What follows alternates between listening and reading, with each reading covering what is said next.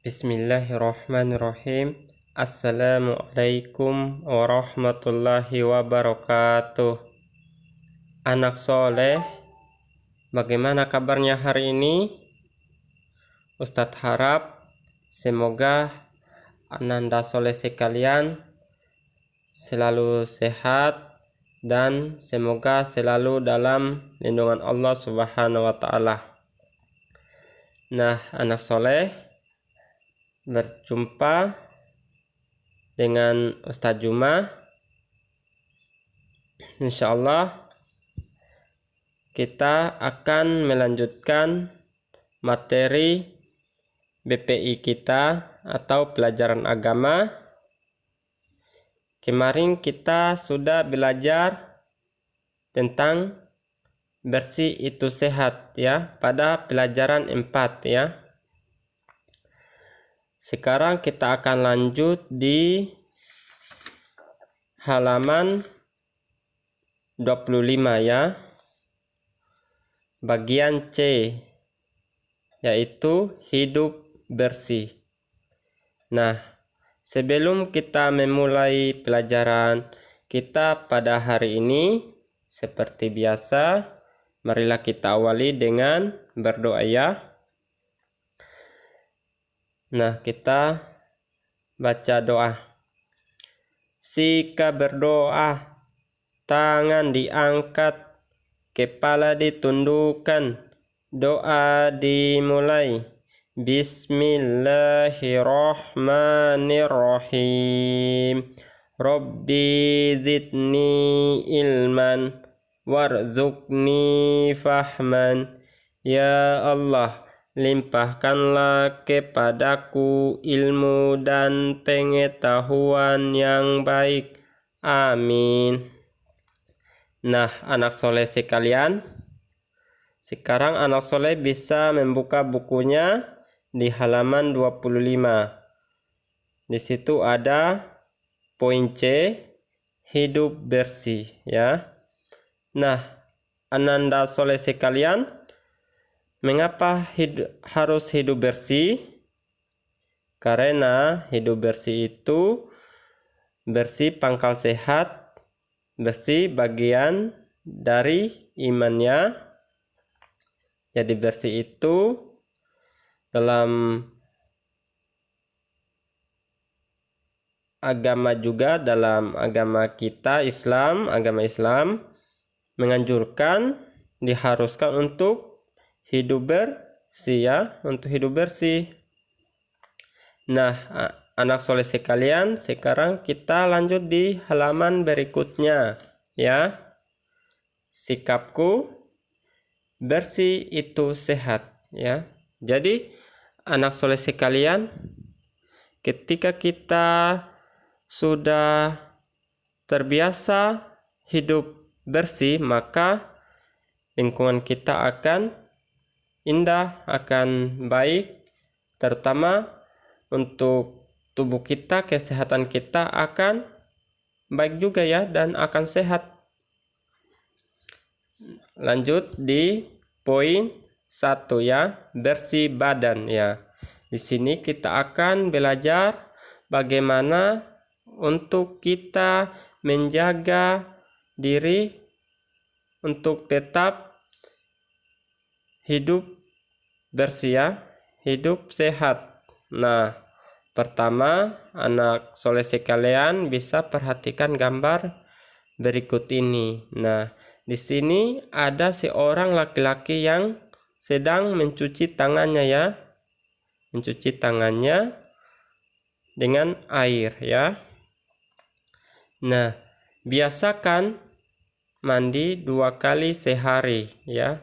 Jadi anak soleh sekalian, dimanapun anak soleh sekalian berada, jangan lupa untuk hidup sehat ya, hidup bersih, terlebih menjaga tubuh, kebersihan badannya. Nah, biasakan mandi 2 kali sehari, yaitu pagi dan sore ya, pagi dan sore. Sehingga ketika kita menjaga kebersihan badan kita, kita berharap badan kita akan sehat ya, akan sehat. Dan lanjut di gambar berikutnya. Di situ ada gambar seorang laki-laki yang sedang menggosok gigi ya.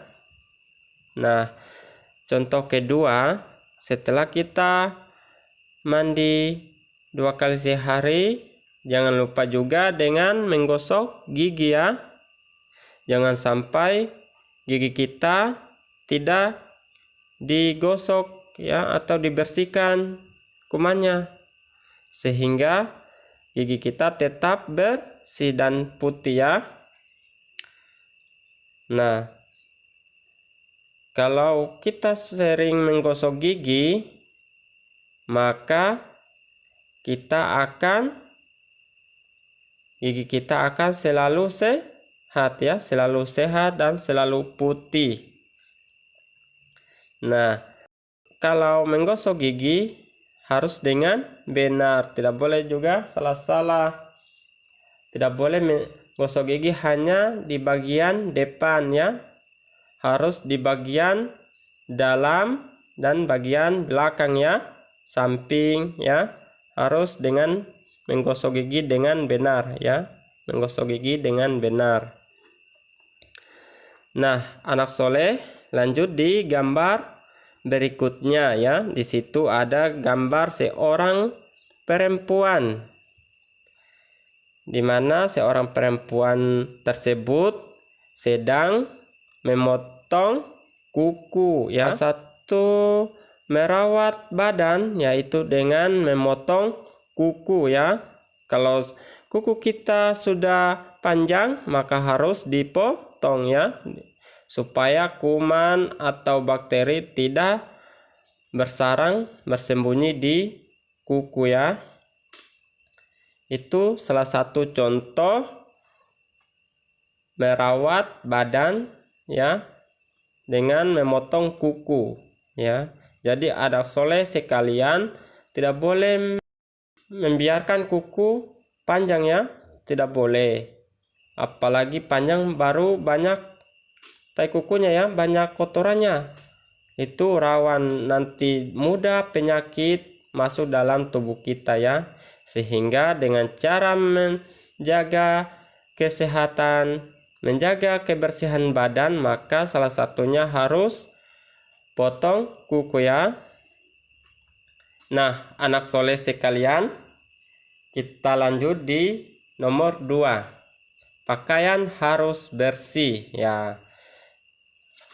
Ini pakaian kita setelah kita selesai memakai pakaian, jangan lupa menggantinya ya. Ya, minimal 1 hari 1 pakaian ya, supaya pakaian kita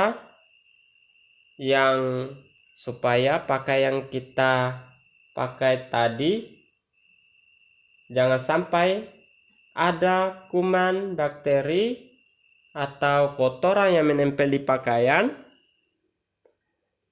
akan membuat kita mudah sakit ya. Sehingga kalau kita sudah memakainya atau habis kita bermain baru ada keringat di badan kita, maka segera kita lepas atau mengganti pakaiannya kita ya, mengganti pakaiannya kita, sehingga kita terhindar dari penyakit ya, supaya kita hidup bersih ya. Pakaian kita harus bersih. Nah, kalau kita sudah mengganti pakaian dengan yang baru, maka pakaian tadi kita sudah pakai segera kita cuci ya, supaya kotoran pada pakaian kita segera hilangnya. Lanjut di nomor 3. Nomor 3, barang-barang harus rapi dan bersih ya. Anak soleh sekalian, seperti barang-barang di rumah, seperti piring, sendok, dan garpu harus dicuci bersih ya. Jadi ketika kita selesai makan atau menggunakan piring, sendok, dan garpu harus kita cuci bersih supaya tidak ada kuman atau bakteri yang menempel pada piring, sendok, dan garpu ya anak soleh. Begitupun dengan alat belajar harus bersih ya, seperti buku, lemari, dan meja belajar harus bersih ya. Itulah gunanya kita hidup bersih ya.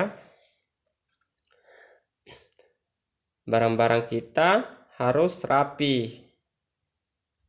Ketika kita habis membaca buku atau menulis, maka kita rapikan ya, bersihkan bukunya, lemari, dan meja belajar ya anak soleh. Bisa dimengerti? Nah anak soleh, sekarang kita lanjut di halaman 28 di poin 4 ya, bersih tempat ya. Di sini perhatikan gambar berikut ini. Di situ ada seorang laki-laki yang sedang menyapu ya, mengambil sampah lalu membuangnya di tempat sampah ya. Rumah yang sehat disapu setiap hari agar selalu bersih ya. Halaman harus bersih dari sampah. Nah, salah satu untuk menjaga rumah agar sehat dan bersih, maka kita harus menjaga kebersihannya ya anak soleh. Ketika ada debu atau sampah, maka harus kita menyapu dan membuangnya di tempat sampah ya, agar rumah kita selalu bersih dan agar kita sehat ya, agar rumah kita selalu bersih. Nah anak soleh, lanjut ke gambar berikutnya. Ini dimana ada seorang laki-laki yang sedang membersihkan tempat sholat ya, tempat sholat. Tempat sholat juga harus bersih. Nah, sehingga ketika tempat sholat bersih, maka kita nyaman dalam melaksanakan sholat di masjid ya, ataupun di rumah. Sehingga dengan membersihkan tempat sholat, kita akan tenang, nyaman ya anak soleh. Nah di gambar selanjutnya itu ada gambar seorang perempuan ya, seorang perempuan yang sedang membersihkan tempat tidur. Tempat tidur harus kita bersihkan dan kita rapikan ya. Jadi ketika habis bangun dari tidur kita, jangan lupa kita harus merapikan dan membersihkan kembali ya anak soleh, supaya kelihatan bagus ya, kelihatan indah. Nah anak soleh bisa mengerti? Nah, sekarang kita masuk di kegiatan insya Allah aku bisa ya.